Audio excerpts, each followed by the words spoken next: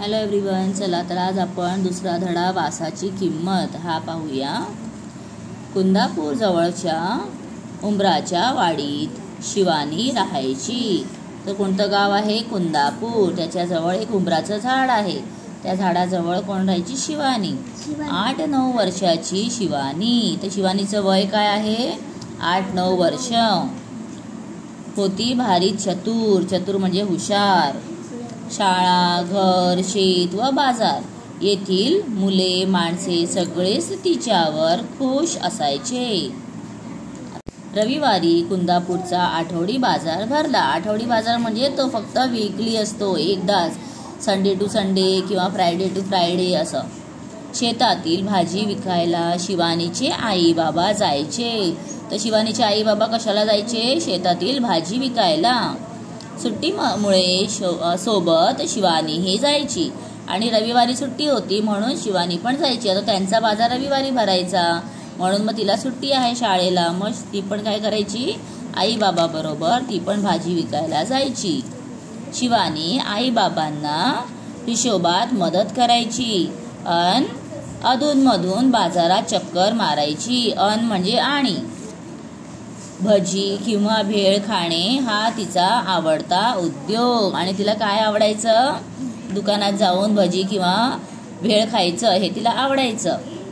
आता इथे दिलंय बघा, भजी, भेळ, मिसळ। ओके, इथे काय आहे? मिठाईचे दुकान। आता हे मिठाईचं दुकान आहे। एका रविवारी अशीच फिरत फिरत शिवानी बाजारातल्या मिठाईच्या दुकानापाशी आली। मिठाई पाहत ती सहज उभी होती। म्हणजे ती अशीच बघत उभी आहे ना, बघा पिक्चर मध्ये दाखवलंय। इथे ती खात होती आणि इथे आता ती फक्त ना मिठाईकडे बघत उभी आहे। तर आता पुढे पाहूया काय झालं।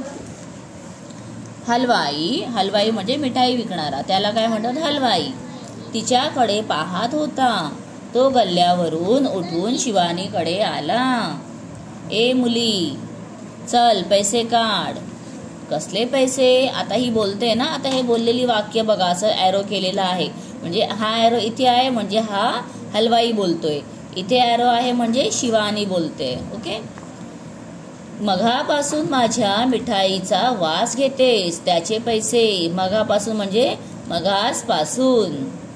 अहो पण मिठाईचा वास तर येणारच ना, म्हणून काय वासाचे पैसे द्यायचे? आता हुशार आहे शिवानी, ती म्हणते मिठाईचा वास येतोय तर त्याचे थोडी पैसे द्यायचे आहेत, पैसे दिलेच पाहिजेत। म्हणून हलवाई ओरडू लागला।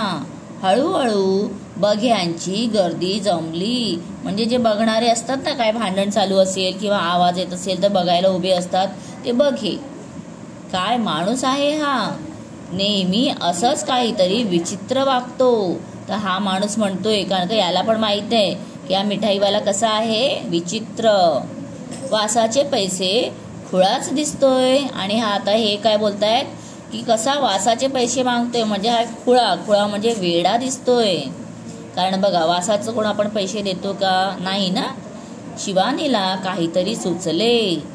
ठीक आहे, थांबा, मी पैसे घेऊन येते, असे म्हणून गर्दीतून वाट काढत ती आई बाबांकडे निघाली। आणि ती पण आता काय म्हणाली? ठीक आहे, मी थांबा पैसे घेऊन येते, असं म्हणून ती आता गेली आहे। आई, भाजी विकून आलेल्या चिल्लर पैशांची थैली दे ग मला। का ग, काय झालं?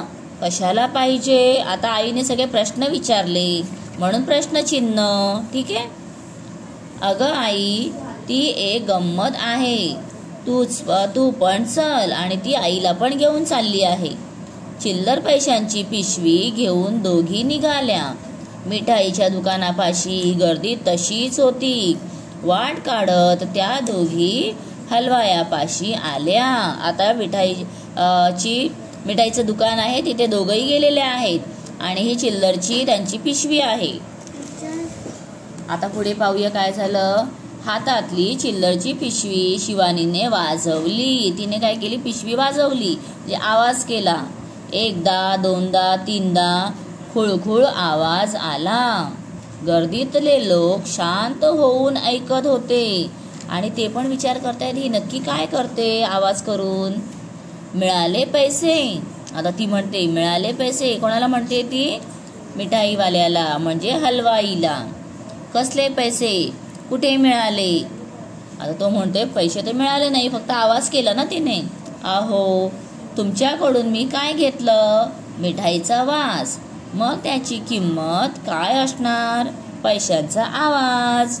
बरोबर की नाही? आता बघा किती चतुर आणि हुशार आहे ती.